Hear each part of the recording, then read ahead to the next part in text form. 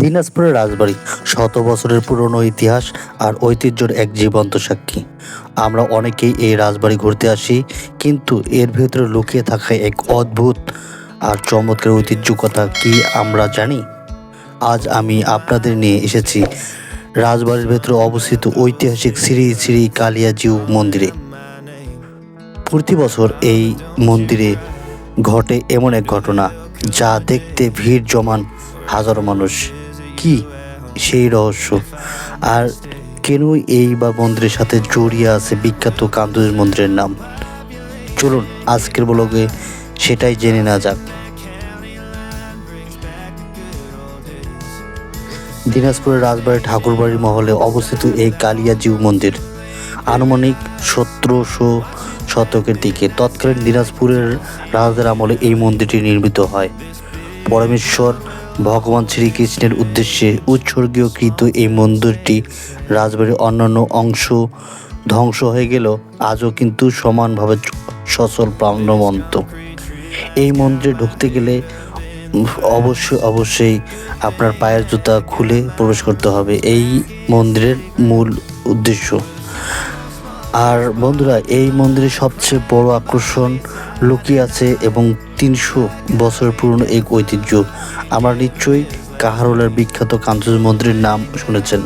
প্রতি বছর সনাতন ধর্মের উৎসব জন্মাষ্টমীর দুদিন আগে সেই কান্তজির মন্দির থেকে মূল কান্তজির বিগ্রহকে অত্যন্ত জাঁকজমকপূর্ণ শোভাযাত্রার মাধ্যমে নিয়ে আসা হয় এই কালিয়াজিউ মন্দিরে।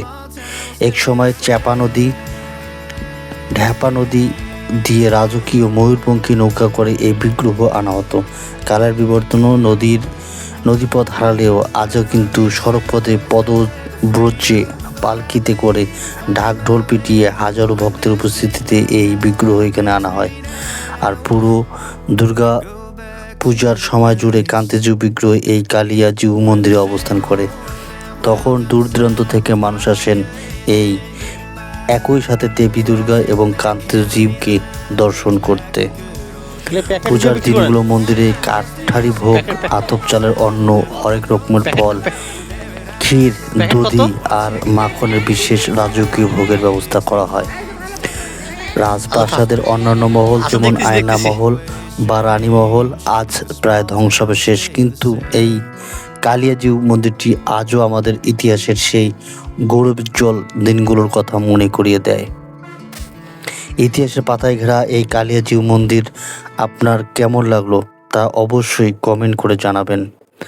আর এই কালিয়া মন্দিরের স্মৃতি জানা থাকলে তা আমাদের সাথে শেয়ার করে ভুলবেন না।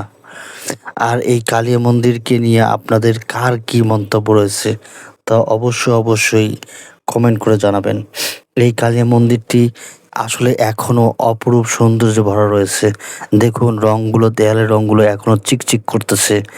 আর এখানে প্রত্যেকটা দিন এখানে পরিষ্কার পরিচ্ছন্ন করা হয়, যার কারণে এখনও এই জায়গাটির কালার এখনও সবুজে শ্যামলে ঘেরা এবং অন্যান্য সুন্দর এক মহিমান্বিত এই কালিয়াজির মন্দির। এই মন্দিরটি আপনারা কেউ আসতে চাইলে দিনাজপুর শহরের একবারে কাছে নিকটে, আপনার দিনাজপুর বাসস্ট্যান্ড থেকে যে কাউকে বললে খুব সহজে আপনি এখানে আসতে পারবেন। মাত্র 15 থেকে 20 টাকা ভাড়া নিয়েই এই মন্দিরে আপনারা আসতে পারবেন। আর এই মন্দিরের সুন্দর আশেপাশের পরিবেশ এবং ফুলের গাছে ভরা এবং অনেক নিয়মকানুন মেনে চলা এই মন্দিরটি আপনারা দেখে উপভোগ করতে পারবেন, যেটা আসলে আমরা দেখতে এসেছিলাম।